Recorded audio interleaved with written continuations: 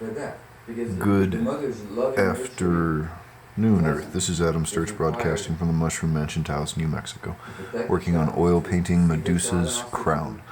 Okay, today we're going to continue with the next layer of blue highlights on the final layer of faces, the final arm of the spiral of the faces on the background. So I've still got the same blue from last time, and after we get this last row of faces set in, we can start detailing the wheat girl. So here we go. Because that's where it arises. In that most essential brain circuit. I'm not talking a little while about why it arises there. But the point is, that's why it's so powerful. Now, another chemical that's involved in addiction is called dopamine.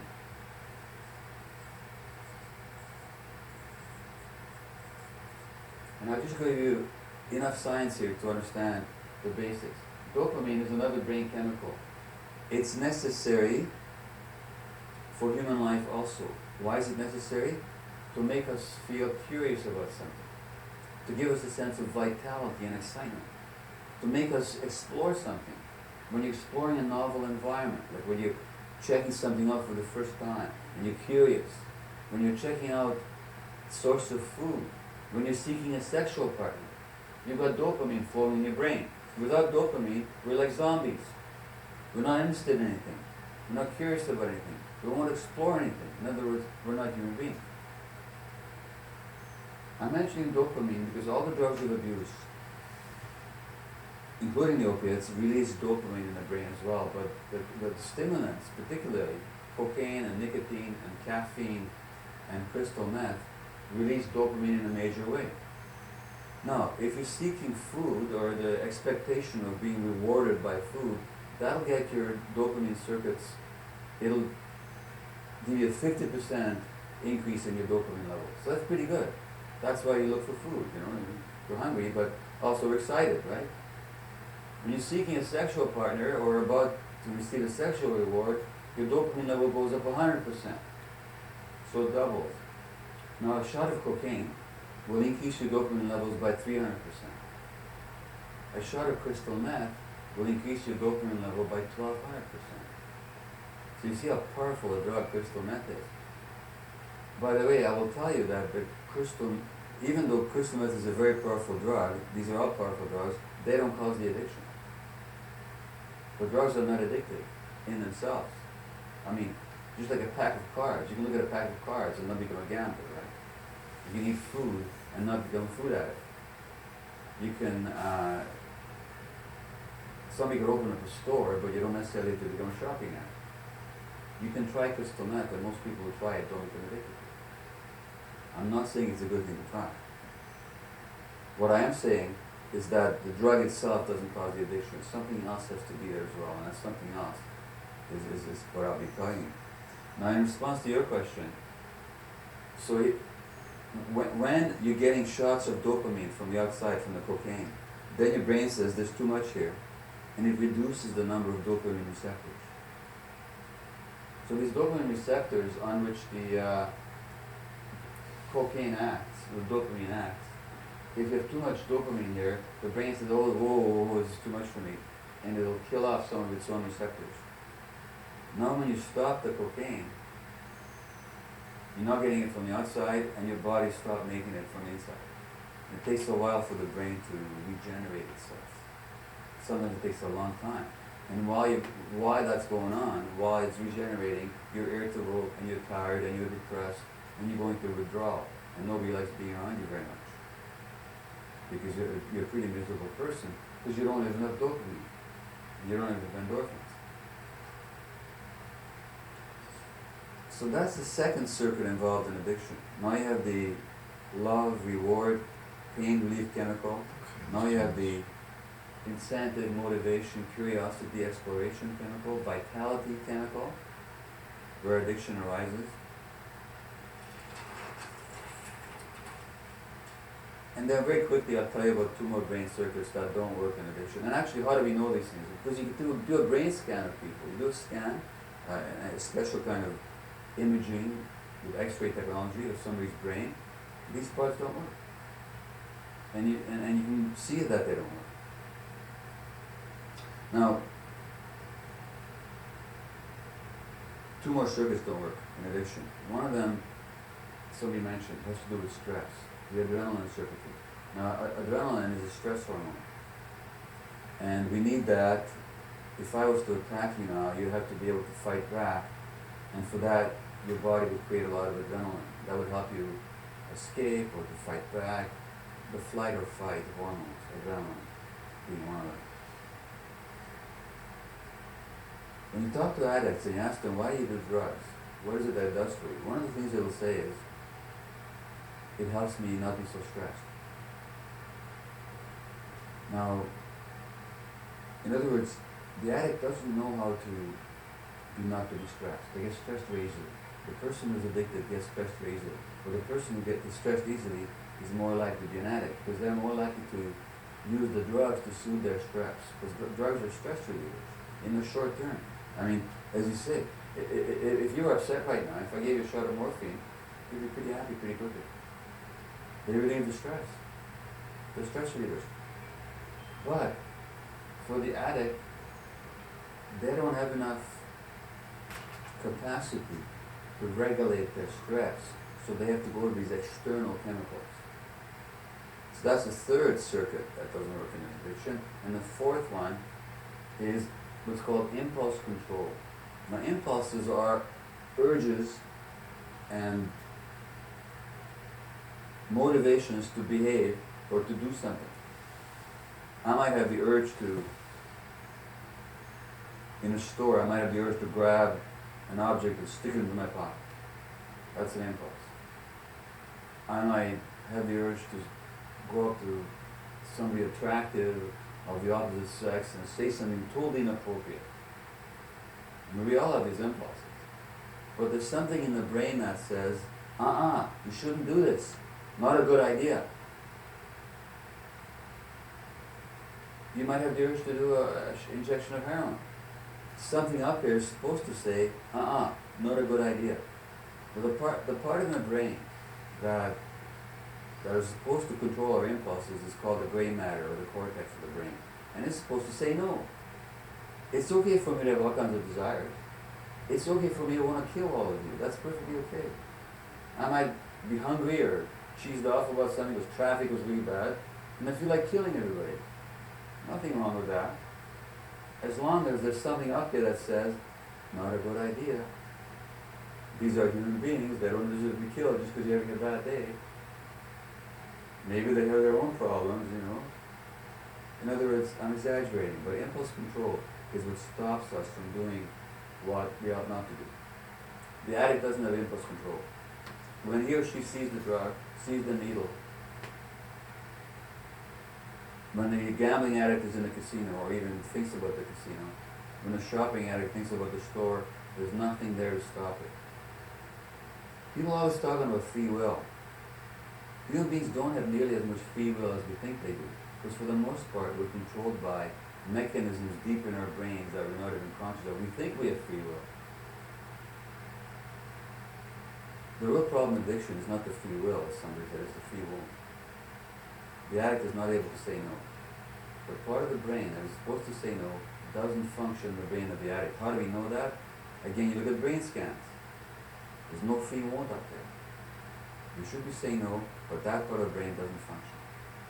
So, I'll just quickly summarize. 4 essential brain circuits. The opiates, which is the love, connection, reward, pain relief. Dopamine, which is incentive, motivation, vitality, curiosity, sense of being alive.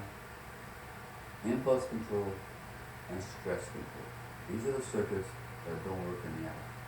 And the people in whom these circuits don't work, they're the ones who become addicts. But why don't they work? Why don't they work in some people? When the American Army went to Vietnam, 20% of them came back as heroin addicts. 20% of the GIs came back from Vietnam were heroin addicts. But a few years later, only 1% were. So 95% of them got over their addiction, which is unbelievable. I mean, if If 5% of my patients in the downtown east side overcame their addiction, everybody would think I was a genius of some kind. And here 95% overcame their addiction. In other words, the drugs by themselves can't cause the addiction, because if they did, they all would have stayed addicts, because they were addicts. There's something else must be going on. So why are some people more prone? What's wrong with these circuits in their brains? And here's why we have to look at life experience. Now most doctors and most experts who write about addiction, they say it's a genetic disorder. You inherit it. Well, that's a nice explanation. First of all, it's simple. Secondly, it makes sense. Because in a lot of families, if one parent is an alcoholic, chances are the kids will be too. So it runs in families. It looks like it's genetic. It looks like we inherit it genetically. Thirdly, the biggest advantage of that explanation, though, even though it has no scientific basis, is that it explains everything without having to look at people's actual lives. See, if First Nations people were addicted to alcohol and these other drugs because of something genetic, now we don't have to look at history. Now what happened in this country, and what continues to happen in this country, is irrelevant. It's just all in the genes. Too bad. It's nature's fault. But we can't help it. But what if it's not like that? What if it's actually what happens in people's lives that make them addicted? Now that's a different story. Then you have to look at the whole society. How are we treating each other? What kind of system do we live in? How do we look after our children? These are questions, of course, are much more painful than simply saying it's a matter of genetics. Well, I'm here to tell you, it's got very little to do with genetics at all. Why? Because these all have to do with the brain. And how does the brain develop? How does the human brain actually develop? Well, it turns out, and this is not I'm telling you anything new. I mean, you may have heard this, may have not have heard it, but I don't make it up. This is just brain science, the way we know it to be an absolute fact. It's not even controversial anymore. That the way that the human brain develops is an interaction with the environment. It's shaped by the environment. That baby, how old is that baby? How many? 7 months. See, in the first year of life, there are times in that kid's life when every second, a million connections are being made. I mean, every second, a million connections are being made at times in that kid's life. The human brain is the only one that continues to grow in the same rate outside the uterus as it did inside the womb. And human beings are born with very premature brains. We're all premature when we're born. Doesn't matter when we're born. At 9 months we're still premature compared to a horse. A horse can run on the first day of life, right? A human being can't manage that neurological control, the balance, the visual acuity, the muscle strength, the coordination for 2 years. So the horse is 2 years ahead of us in terms of brain development. So the horse developed in the mother's womb in advance, 2 years in advance of the human being. And why is that? It's because as human beings evolved, we began to have larger and larger heads. And we began to have larger and larger heads so that we could use the hands, so that they could tell the hand what to do. Because the hand is compare the hand to the hoof of a horse. This is far more sophisticated. This is far more complex. The brain has to have a lot of circuits and connections and systems to make this work. I mean, if you try to build a computer to make the hoof work, and if you try to make a computer to make this thing work, imagine the circuitry has to be much more complex, much larger, and that's why you have these large brains. So large brains, and at the same time, we began to walk on 2 legs, so we can use the hands as hands. So walk on 2 legs, now the pelvis has to narrow. So now we have a narrow pelvis, large head. Narrow pelvis, large head, narrow pelvis. You can't wait any longer inside, otherwise you'll never get born. If that kid waited another couple months, he'd be inside forever. Unless there was a cesarean section or something. Because the head is already the largest part of the body. So we have to be born prematurely to allow our brains to develop outside the uterus. And that means that most of our brain development occurs following birth and not before. And most of that in the first 3 years of life. By the end of the first 3 years of life, the human brain is 80% adult size And the human body is only 19% adult size. It's totally disproportionate. And that means most of our brain development occurs in the first few years, under the impact of the environment. And the circuits in the brain that get the appropriate input, they get the right stimulation, they develop, and the ones that don't, they even die. And they certainly won't develop very well. And that's not so difficult to understand. If you took a plant, a seed, and you stuck it in the floor here, would you expect it to grow? Well, of course you wouldn't. Why? Because the conditions are here. There's no irrigation, there's no sunlight, there's no nutrition here. Why would it grow? It's the same with the human brain. It needs the right conditions. Now, what are the right conditions? Well, it depends on which circuit we're talking about. But the visual circuits that allow us to see, there's about 30 different circuits making up the visual system. That needs light. If this child was in dark for the first 5 years of his life, he'd be blind thereafter for the rest of his life. Because there's no light. The brain says, I don't need visual circuitry. There's no light here. I might as well put that energy to hearing or something else. So, for the development of seeing, you need light waves. Now, the circuits of the opiate love chemistry, the dopamine incentive motivation system, the impulse regulation, and the stress control system also needs the right environment. Just like the visual circuitry needs light. And what is the right condition for these important brain circuits? And this is where we're letting our kids down. I'm talking about as a whole society. The necessary condition for the development of these circuits is the presence of a non-stressed, emotionally available, constantly available parenting caregiver. Without the presence of a non-stressed, emotionally present, constantly available parenting caregiver, these circuits don't develop.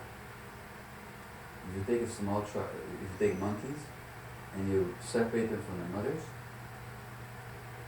and you measure their dopamine levels, they're down within a couple of days. The endorphin and the dopamine level in the child's brain depend on the presence of a nurturing parent, of a non-stressed nurturing parent. Why do I say non-stressed? I'll explain that in a moment.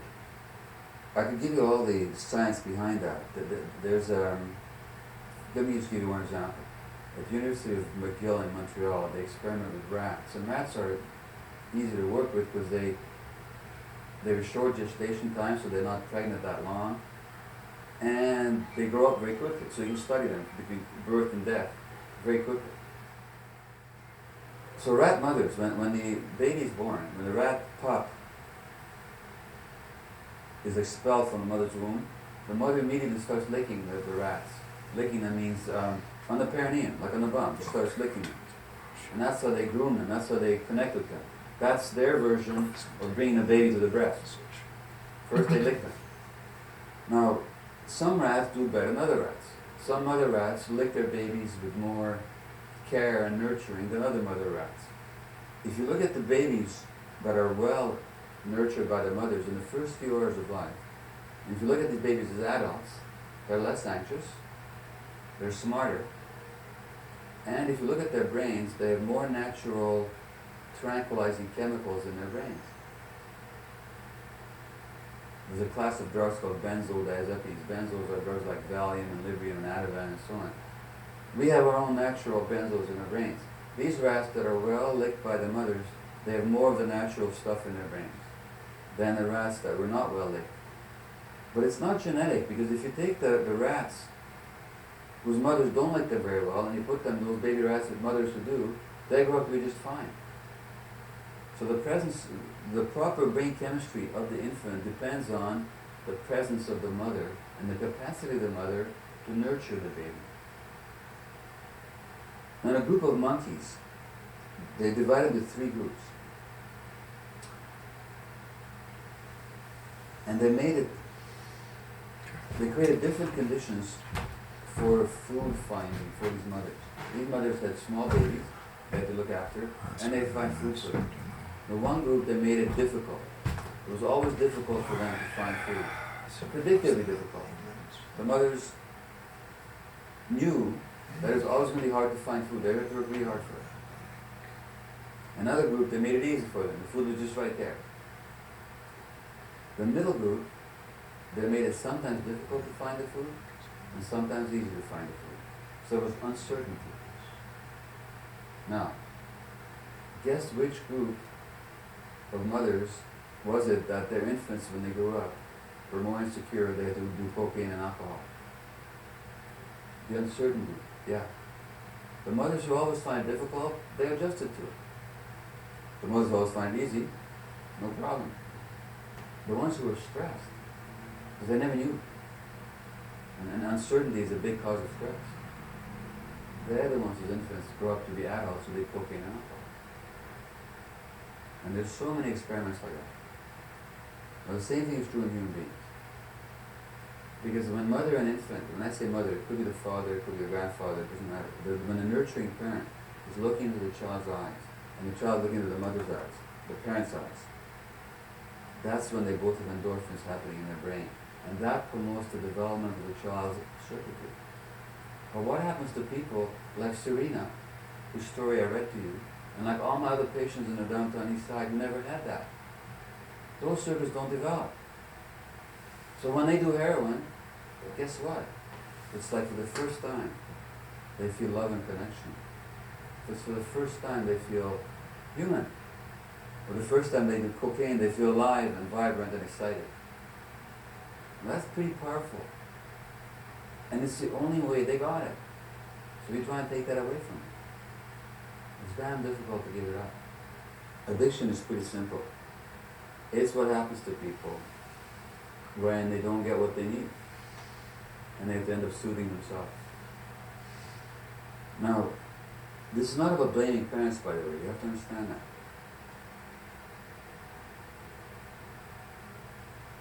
When parents are stressed, they can't help passing that stress on to their children. They just can't help it. There's no way to avoid it. Now, I was born to a Jewish mother in 1944 in Budapest, Hungary. And you all heard about what happened to the Jews in Eastern Europe. So I was born in January 44, and in March the Nazis marched into Budapest, my hometown. The day after the Germans occupied Budapest, my mother called a pediatrician. And she said to her, "Would you please come and see Gabi, because he's crying all the time." And the pediatrician said, "Of course I'll come. But I should tell you, all my Jewish babies are crying." Now why were the Jewish babies crying? I didn't know anything about Nazis. I didn't know anything about concentration camps, or war, or genocide. Why was I crying? Do you think? Because my mother was stressed. Infants pick it up. Infants pick it up. And my mother was depressed because her parents, 3 months later, her parents were killed. And so when parents are in that state, and then trauma is passed on from one generation to the next. At the University of Washington in Seattle, they did EEGs, electroencephalograms. These are electrical readout of the brains. Alright, this is definitely going to take at least another partial session, so take 2 coming up. Like an electrical readout. Take 2.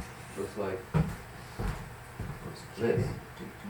No, they compared the EEGs, or the electrical activity of the infant's brain, whose mother was depressed, with infants whose mother was not depressed. They could tell from the EEG of the child whose mother was depressed and whose wasn't. In other words, the mother's state of mind programs the electrical activity of the infant's brain. And these effects last a long time. These effects last a long time. Now mothers obviously don't become depressed on purpose. Nobody wakes up in the morning and says, "Hey, I think I'll become depressed. Maybe I shouldn't. Oh, okay, I will." No, these things happen to people. Nobody gets stressed or depressed on purpose. My mother did not create the Second World War just so that I would have a difficult first year of life. The trauma is passed on multi-generationally, from one generation to the next. And that's how it's inherited. It's not inherited because of genes. It's inherited because you keep creating the same conditions. But that's why the drug addiction. It's because of the early suffering and the early deprivation. These circuits are crying out for those substances. And when they get them, they're happy. And it's very difficult to tell a person, if something makes them feel good for the first time in their lives, that they should stop using that substance when they have no other way of making themselves feel good. And they've never had any other way. Now, that doesn't mean it's hopeless, it just means that it's difficult and we can't do it by judging people, by telling them that they're bad, that they're stupid and so on. Or even by telling them how bad it is for them. They already know that. They already know that. We have to try something totally different. There's many, many different ways to look at addictions. Now, I looked at it from one angle. There's another angle, which is that drugs are a way of self-medicating. Some people have certain conditions medically that they self-medicate. Now, what do people self-medicate? They self-medicate depression. The drugs are antidepressants. They self-medicate anxiety. They self-medicate PTSD or post-traumatic stress disorder. They make people less stressed. They also self-medicate what you got, which is ADHD. Attention deficit hyperactivity disorder. Okay? The stimulant drugs, like cocaine and crystal meth, which most people, when they take them, they get more hyper, actually make you calm. Why is that? Imagine that your brain was like imagine a busy street corner with traffic going in 4 directions, you know?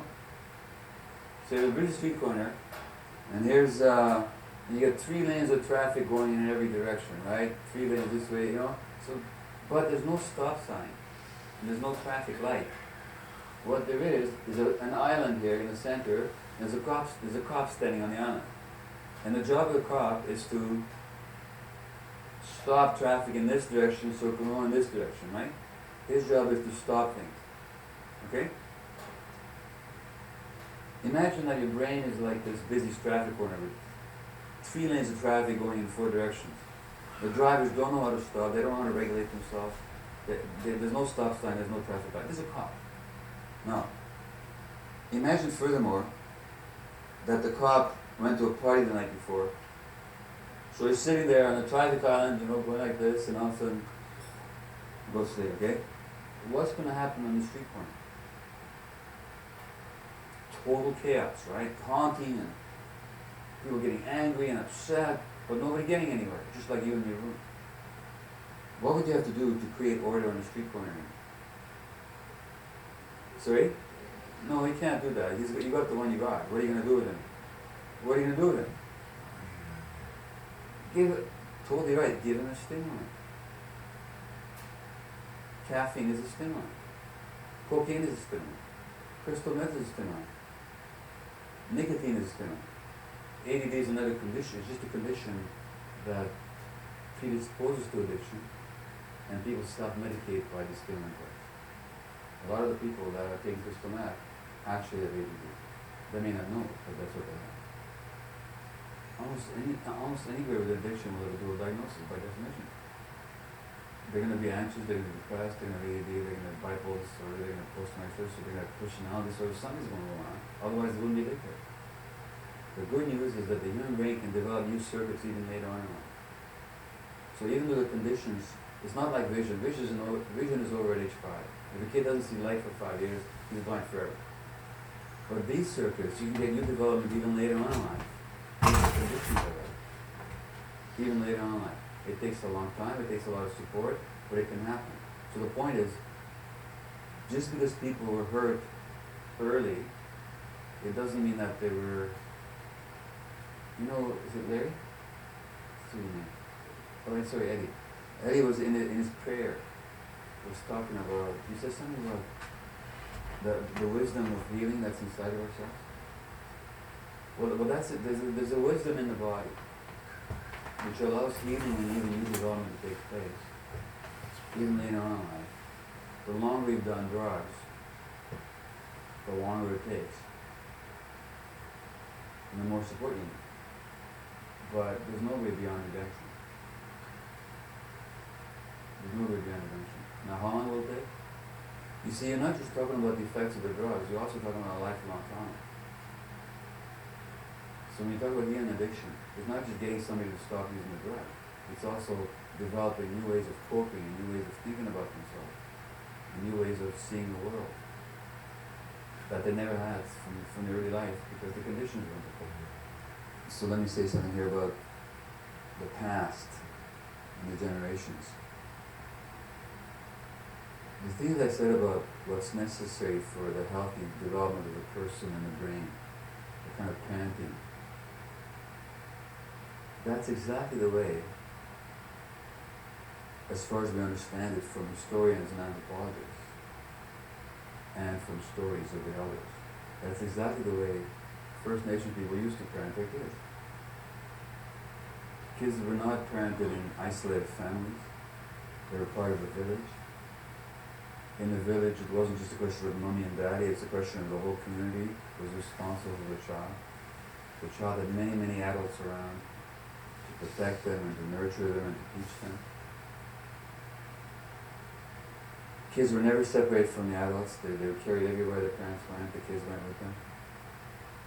Just the kind of things that science is now discovering we need to do to nurture kids. People were doing it automatically, without science, without brain scans, without all this stuff. They were just doing it. And that's why Aboriginal people, by the way, parent everywhere in the world, under natural conditions. And then you look at what happens.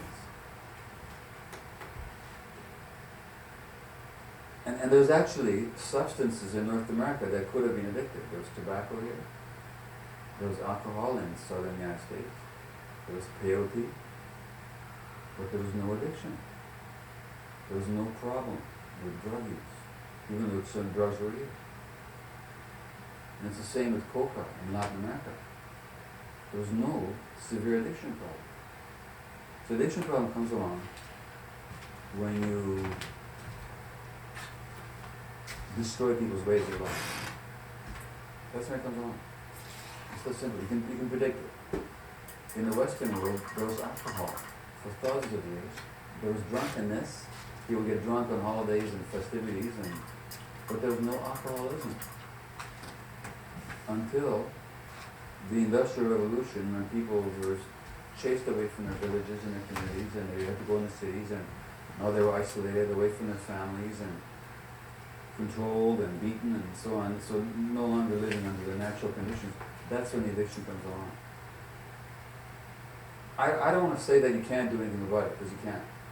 You did individually, and people do on a community level. But it's very difficult, because there's a whole history that weighs down on you. And it's not just the history, it's still going on. I mean, if you actually look at what's going on, it's not like all the land claims have been settled. It's not like there's no more discrimination. It's not like governments are now being fair about it. No, a lot of it's exploitation and so on is still going on. And there's a lot of infighting, and I don't have much to say about that because I'm not a part of it, but corruption and so on that happens in some of the First Nations organizations and so on. It's a very, very difficult situation. I have no idea how to resolve the problem. All I can say is, on a social level, Canadian society needs to do a lot more. Apologies are just not enough. We need to do a lot more. But just me saying it isn't going to make it happen. And Stephen Harper has never phoned me to ask me what he should do. I don't get it, personally, but he hasn't.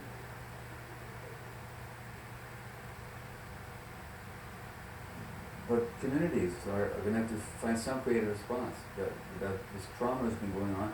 You know, and maybe where words can help is only with this.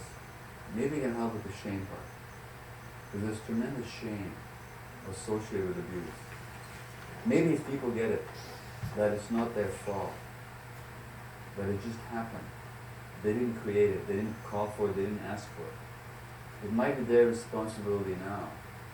I mean, whatever addiction issues exist in this community here, you can wait for Stephen Harper to come and do something about it, but I wouldn't hold your breath too much. So it's your responsibility, and you have to spawn. But maybe you forget that it's not your fault. Maybe you forget that the shame that's associated with addiction. Maybe you can drop the shame.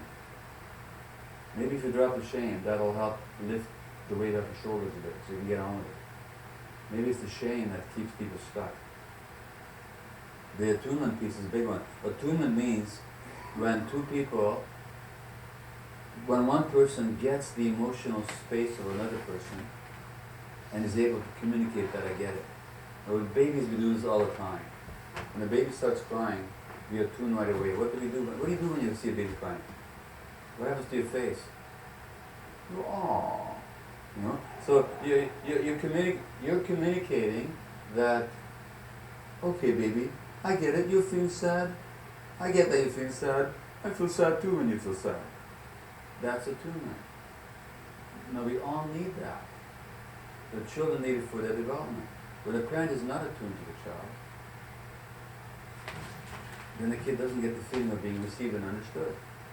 So they get the sense that there's something wrong with them. Even if the parents never beat them or hurt them, just because if they were stressed and when parents are stressed, they can't be attuned. Because they're too stressed. And that's why that EEG, or the depressed mother, or the infants where the mothers are depressed, you could tell from the child's brain whose mother was depressed and who wasn't, because the mothers weren't attuned to the child. Now in terms of dealing with addiction then, given that the first condition that was lacking was this attuned presence of caregivers, what do you think the first condition is if we're going to heal people? The same thing. It's not enough to tell people that you've got to stop doing this, it's bad for you. People need, first of all, some loving acceptance in their lives. They need to be given the message that their addiction may not be okay, but they're okay. That it's not their fault. That they're not stupid, that they're not deficient. That there's nothing to be ashamed of. Nobody woke up at 3 years of age and said, I'm going to become a drug addict. Nobody woke up at 15 years of age and said, I'm going to become a drug addict. People drifted into it. They drifted into it because of all the stuff that I talked about. So we have to lift the shame, and the only way we lift the shame, see, drug addicts are very ashamed of themselves. Anybody here who's ever had an addiction problem, you know how ashamed you are, and how poisonous that shame is. And how healing it is. If somebody can talk to you who's not judging you, who's not rejecting you, who's not punishing you, who just says, hey, you got a problem. So that's the actual first step. Then in that context, we need to help people understand themselves and understand their behavior. Let me tell you a story about myself too. I've been married to my wife Ray now for 39 years, next month. So let's say one night, 10 years ago, I say to Ray, I indicate that I like to have intimate physical contact. Sex. And she says no. And I know that's hard to believe that she would say that to me, but Okay. it's happened. How do I react? Well, so 10 years ago, I'm 54 years old, 10 years old. National medical writer for the Globe and Mail. I'm a busy family doctor, and I'm a speaker and all this kind of stuff. All right. Director I think of palliative care at Vancouver. I have all these titles and achievements. after a month or three, that gets the background pretty well set. So now it's going to be a matter of detailing the wheat girl. I need to detail all the kernels and then give them little tendril spikes that are going to be real delicate, wispy little, the ends of wheat kernels across where they go. And then the grass blade may get another, just like a brief stroke of green. And then this one will be pretty close. So that's getting exciting. That's great. That's it for the moment, though. So thank you for watching. That's Adam Sturch broadcasting from the Mushroom Mansion, Taos, New Mexico, working on oil painting Medusa's crown. Long-time memory Zoom is around a what we little call on that. recall. You can call back, recall what you had for breakfast yesterday, what you did 2 weeks ago, what a teacher said Long to you time coming to in get grade 5. those faces set. That's recall. That's called I explicit did it memory. multiple layers of glaze, But the part which of the extended brain the amount of that time it took, remembers that way, greatly that deepens encodes or the photographs explicit memory isn't even developed variety until the of second or third year tones, of life. So nobody recalls as it. well as the depth If I ask of you, the what surface did of the the nurse paint wear itself when you physically, might have with delivered the you? You wouldn't be able to tell me. translucencies There's no of recall glaze. for that. Your brain wasn't So it even has a made to lot of recall. nice light absorption, or starting But to. there's another kind of memory So called cool. implicit memory. Boop, That's there right wrong from birth. dial. And that's the Have a good night, emotional Earth. memory of what happened without the recall.